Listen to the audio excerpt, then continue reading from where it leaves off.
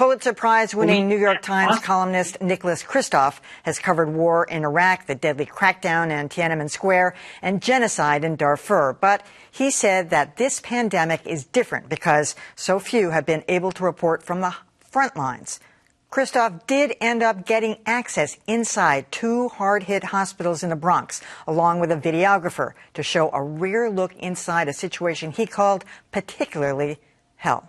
Someone codes, someone dies, you go on to the next patient. Someone codes, someone dies, you go on to the next patient. I need a vent. I need a vent. I need a ventilator. This procedure spews virus into the air, leaving staff at enormous risk as they try to save the patient's life. Every day you're thinking, am I going to get really sick? Am I going to be able to recover? These doctors and nurses are risking their lives, and we're failing them. Some told me of their deep frustration with the government's response. We catastrophically bungled testing. The president dithered. Americans kept on partying. The result? Thousands of needless deaths. Well, Joanna, this was an amazing bit of reporting, again, from Nicholas Kristof in the New York Times. But, you know, some doctors have been shooting their own videos, some nurses have, as we've said, but you can understand why these people would not want the media there for any number of reasons. They're in the way, they could be contagious, they could get something while they're there. So any frontline reporting like this is going to be tough to get. It is very tough. That was a devastating video, and the accompanying column is worth a read as well. It really, I mean, if you had any temptation to go out and break any of the quarantine rules, this will disabuse you of it very quickly.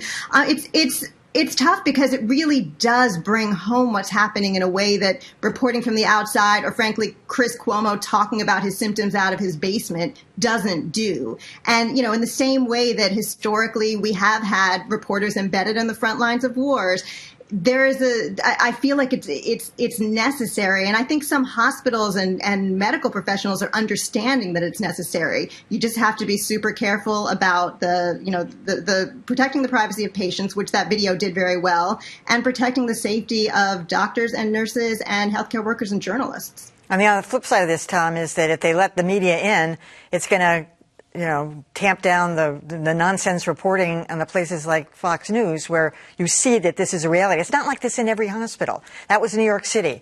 It's not necessarily like that in every hospital in Massachusetts, but there are a lot of people in that kind of condition. Yeah, I think the parallel that Joanna's drawing to war reporting and journalists being embedded with certain units is really a very good one. Many cases, military units, are uncomfortable with the idea for a lot of reasons of having a journalist with them. One of those reasons being that they may be exposed to more danger. But the reality is that people want good information. They want to be able to see what's happening and then make judgments. And I think it's important. It's difficult here because of HIPAA regulations.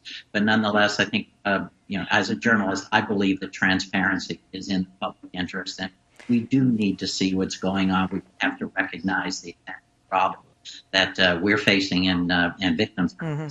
One of the things that struck me, Joanna, was keeping track of who is who. You know, we've seen these horrible stories about what's going on in nursing homes and senior facilities all around the country, and they're finding bodies stacked up. I mean, can you imagine just remembering who is who? You know, everybody's got these masks on, and they're trying to shuffle patients who are most critical into the places where they need to be, and somebody is doing that like a juggling act.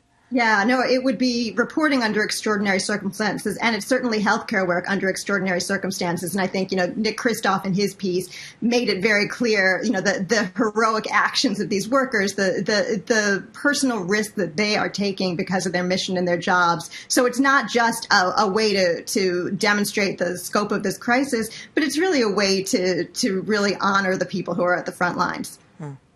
Tom, final thoughts on that? I mean, it's, again, I'm not sure I'd want to volunteer for that assignment.